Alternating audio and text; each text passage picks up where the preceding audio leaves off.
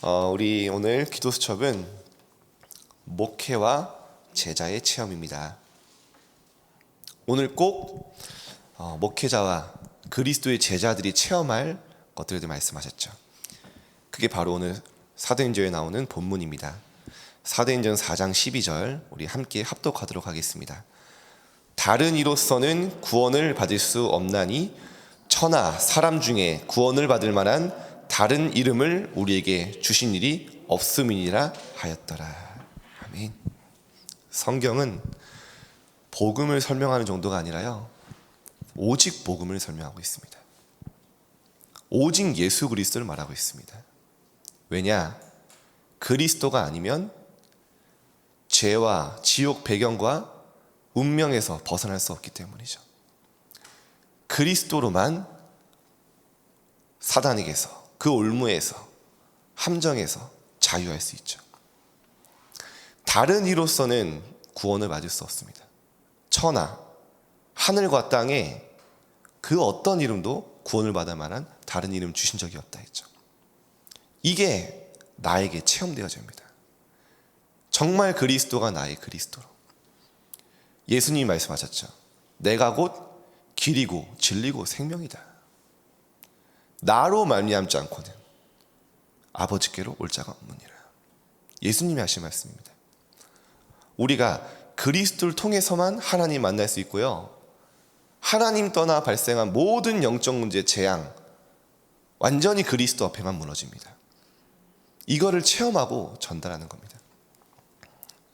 우리 성도님도 아시다시피 시대가 얼마나 발전했습니까? 과거를 생각해 보면요, 지금은 상상도 할 수 없을 만큼 편리해진 것 같습니다. 사람들이 편안하게 살고자 많은 것들을 개발하고요, 뭐 스마트폰도 만들고요. 근데요, 밤마다 분주하잖아요, 그렇죠? 카톡방은 계속 울려대고 하나님께 집중할 시간은 없고, 하나님 모르는 사람 오직 하겠습니까? 늘 사람 말 들어야 되고, 늘 세상 거 봐야 되고, 세상 소리 들어야 되고, 정신 문제는 계속 심각해집니다. 지구는 정신병동이 되어간다고 리 목사님 얘기하셨죠.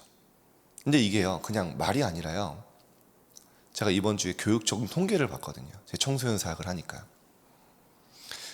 2년 전보다 자해, 자살, 정신병, 우울증이 평균 2배 이상 증가했다고 합니다.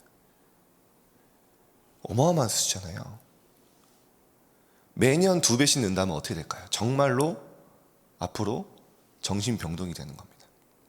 너무나 이상한 일 많이 일어나고요. 그런데요, 정말 감사한 일이 있습니다. 이렇게 어려움 당하는 현장에 답이 없는 것 같지만요, 많은 청소년들, 랩런트들, 후대들이요, 하나님 모르는 불신자들이요, 복음 받고 치유되고 변화되어져요.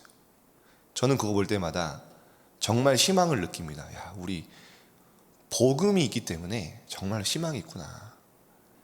그리고 정말 저들에게 복음만이 답이 되는구나. 우리 아침마다 새벽마다 기도하시는 성도님들, 우리 어른들의 기도 배경성에 랩런트들이 현장에서 전도를 하기 시작했어요.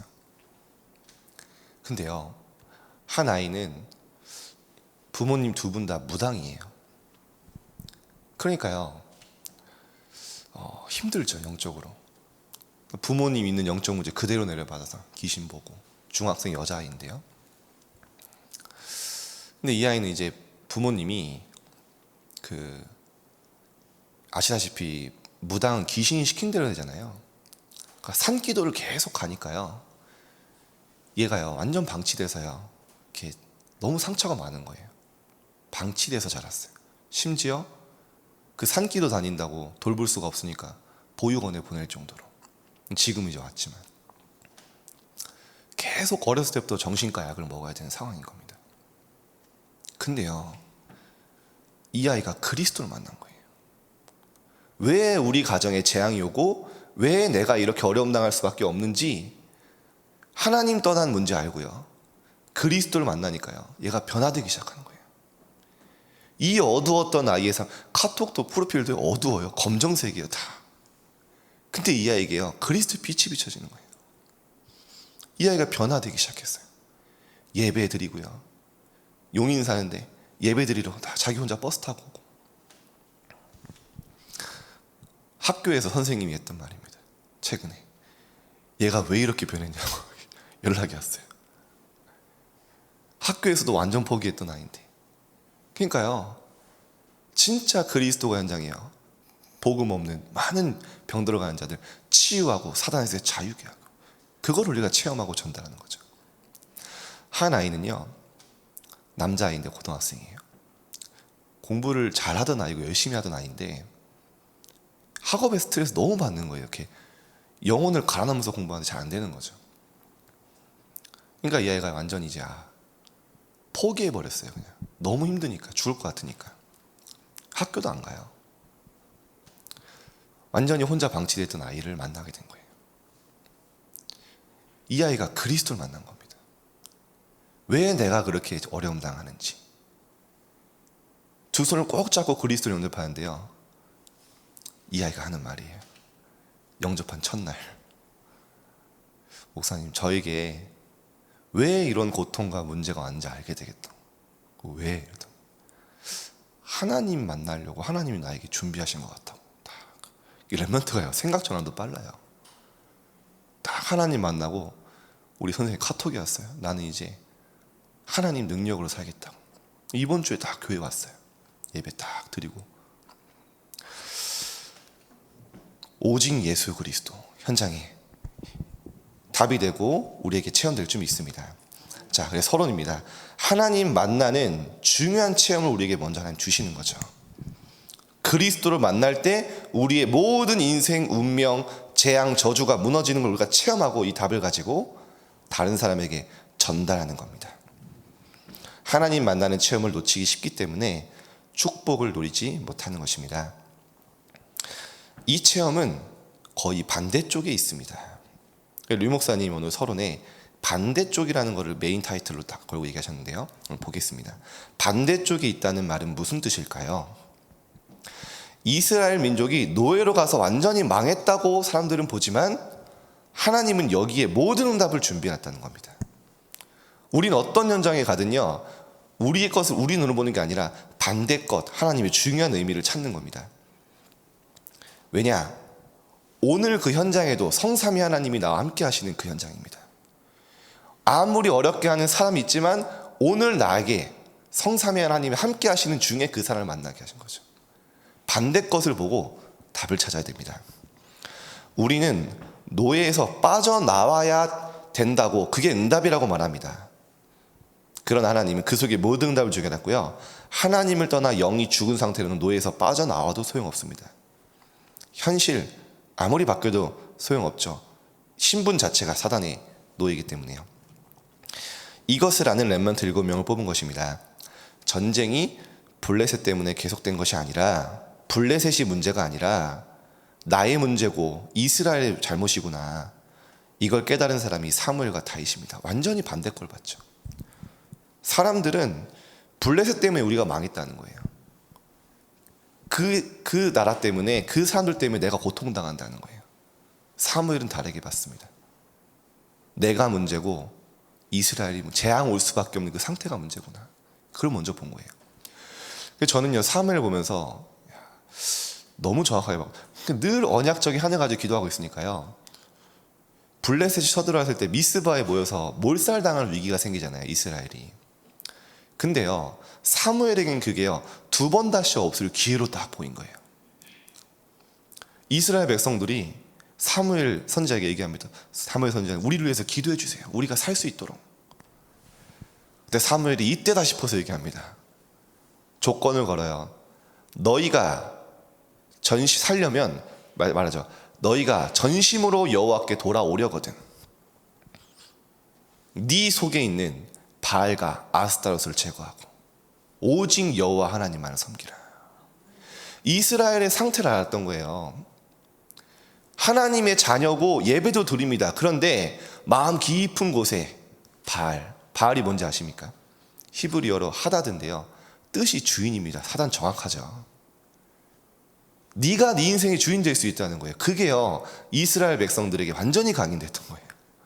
사단의 전략 하나도 안 바뀝니다. 거기 다 무너진 거예요. 아스타롯 뭔지 아십니까? 풍요의 여신. 돈만 있으면 돼. 성공하면 돼. 아니 예배도 드리고 전통도 다 지키는데 이스라엘의 백성들의 모든 관심은 내가 주인 되는 거, 바알. 내가 성공하는 거. 당연히 재앙 올 수밖에 없죠. 사무엘이 그걸 보고 조건을 건 겁니다. 너희들이 정말 살려면 전심으로 여호와께 돌아오려거든. 바알과 아스타롯 다 버려버리고 오직 여호와 하나님 바라봐라. 그리고요, 참된 예배 제단을 딱 쌓고요, 예배 드리고 블레셋을 무너뜨리죠. 반대 것을 본 겁니다. 오늘 우리 성도님들 모든 현장 사람 일 가운데요, 반대 것을 보세요. 하나님의 중요한 응답 있습니다. 이처럼 하나님 만나는 체험과 답은 반대쪽에 있습니다. 이제 이 모든 사실을 알고 누려야 합니다. 그래서 이번에 류 목사님이 말씀 주셨죠. 강단을 통해서 예수님이 그래서 말씀하신 겁니다. 요한복음 14장 1절에 너희는 마음에 근심하지 마라. 근심할 일도 있다는 거예요. 예수님도 알고 계시죠. 하나님을 믿으니 나를 믿으라. 내가 하나님이다. 내가 보좌의 축복으로 너와 함께 하겠다. 그게 계속 얘기하지 않습니까? 보혜사 성령으로 너와 영원토록 함께 하겠다.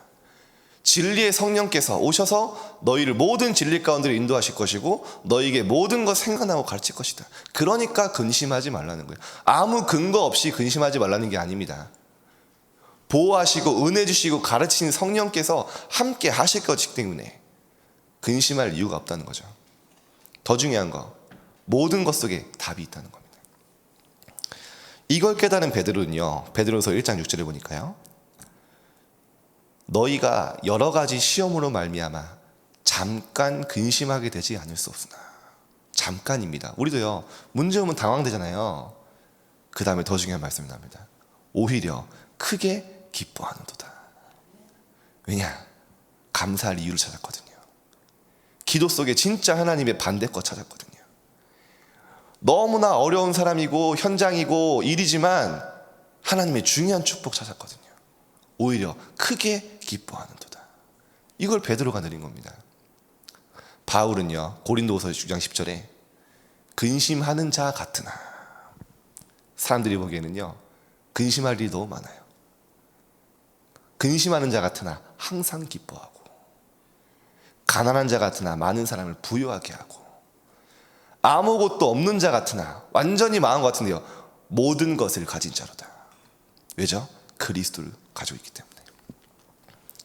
그래서 아무것도 염려하지 말고 기도와 간구로 구할 것을 감사함을 아뢰라. 모든 지각이 뛰어난 하나님의 평강이 너희 마음과 생각을 지키시리. 오늘 그 시간을 가지면 됩니다. 모든 것을 축복과 감사로 바꾸는 시간, 진짜 하나님의 반대 것을 찾는 시간, 오늘 그거면 됩니다. 예레미야에게 말씀하셨죠. 너는 나에게 기도해라, 부르짖으라.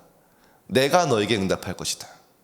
반대 것이 있다는 거예요. 네가 알지 못하는, 네가 상상하고 예측조차 할 수 없는 크고 은밀한 비밀을 너에게 보일 것이다. 얼마나 감사합니까? 오늘 우리가 하나님 앞에 기도할 때 우리를 향한 모든 크고 은밀한 응답을, 숨겨진 응답을 주시겠다는 겁니다. 자, 그래서 첫 번째입니다. 우상 재앙 시대가 되었습니다. 그러나 아합 왕도 이세벨도 거짓 선지자도 850명도 문제가 아닙니다. 오늘 현장과 그 사람이 문제가 아닙니다. 오히려 이 속에서 엘리야는 850명의 거짓 선지자를 무릎 꿇게 했으며 호렙산에서 중요한 답을 얻었습니다. 하나님의 관심은 여러분입니다. 아무리 사울 왕이 다윗을 멸망시키려고 해도 하나님은 다윗을 왕으로 준비시킨 영적 선의 시간으로 바꿔버렸어요. 아무리 요셉의 형들이 요셉에게 악을 행하였어도, 요셉이 얘기하지 않습니까? 형들이 나에게 악을 행하였으나 하나님은 도리어 그것을 선으로 바꾸셨습니다. 하나님 그런 분입니다. 현장에 우리 선생님들이, 우리 성도님들이 주인공이죠. 딱 하나 잡으면 됩니다. 중요한 거, 많은 재앙 온 것 같지만요, 하나님 엘리야에게 중요한 말씀 주시죠. 끝났다고 했지만 이렇게까지 얘기합니다. 하나님, 이렇게 나를 힘들게 하실 거면 차라리 죽여주세요. 얼마나 절망했으면. 이렇게 어렵게 하실 거면 차라리 내 생명을 걷어가 주세요. 하나님 앞에 무릎 꿇었을 때 하나님이 호렙산으로 인도하시고 말씀 주시죠. 또 얘기합니다. 엘리야가, 하나님, 이스라엘 모든 백성이 주의 제단을 허물고 나만 남았습니다. 나 혼자 남았습니다. 근데 나조차 죽이려고 합니다. 그때 하나님 말씀하신 겁니다. 네 혼자 아니다. 바알 앞에 무릎 꿇지 않는 7천 제자 준비해놨다. 진짜 미션, 너를 통해 엘리사를 세워라. 진짜 메시지를 받았죠. 이 말을 바울이 인용합니다. 신약 성경이에요. 로마서 12장에 보면요, 엘리야에게 그대로 말씀한, 바알 앞에 무릎 꿇지 않는 7천 제자 준비해놨다고 얘기하지 않았냐. 700년 후에, 700년 넘죠. 네, 후에. 그러면서 얘기가 뭐라고 해요? 지금도 이 시대에 바알 앞에 무릎 꿇지 않는 남은 자, 바알 앞에 입 맞추지 않는 7천 제자 준비해놨다. 그대로 성취되었고 로마는 복음화되었습니다. 오늘 언약 붙잡는 데 되기를 바랍니다. 두 번째입니다. 포로 시대입니다. 이사야는 보좌의 하나님을 보았습니다. 말씀과 함께 움직이는 천사 스랍들을 보았습니다. 우리의 영적 배경, 축복이죠. 이 속에서 미리 렘넌트의 언약을 붙잡은 겁니다. 이사야의 예언을 알고 붙잡은 사람이 바벨론에 포로를 갔어도 전부 증인이 되었습니다. 다니엘이요, 이사야의 말씀 미리 붙잡았지 않습니까? 저는 다니엘서 9장 1절 보면서 다니엘을 봤어요. 나 다니엘이 기록된 하나님의 말씀을 통하여 하나님의 뜻을 깨달았다. 그때 당시에 이스라엘 백성들은 말씀 많이 봅니다. 다니엘은요, 진짜 언약을 붙잡은 거예요. 무슨 말씀입니까? 포로 생활 이후에 하나님이 중요한 성전 회복, 언약 회복하실 거라는 거. 포로가 끝이 아니고, 이 현실이 끝이 아니고, 진짜 하나님의 바벨론 복음화, 세계 복음화, 성전 회복의 중요한 응답이 준비된 현장이라는 걸 말씀을 통해 깨달았다는 거예요. 말씀을 통해 미리 언약 붙잡은 거예요. 오늘 여러분에게 말씀이 미리 나의 언약으로, 약속으로 붙잡히는 축복의 날 되시기 바랍니다. 그래서요, 세 번째로 속국 시대입니다. 이스라엘이 로마에 속국되었고 초대교회는 계속 핍박을 받았습니다. 그러나 여기에 답이 있었습니다.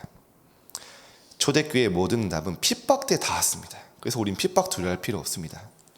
대표적으로 스데반의 환난을 인하여 흩어진 자들을 통해 오히려 세계 선교하는 안디옥 교회가 세워졌습니다. 최초의 선교사가 파송되었죠.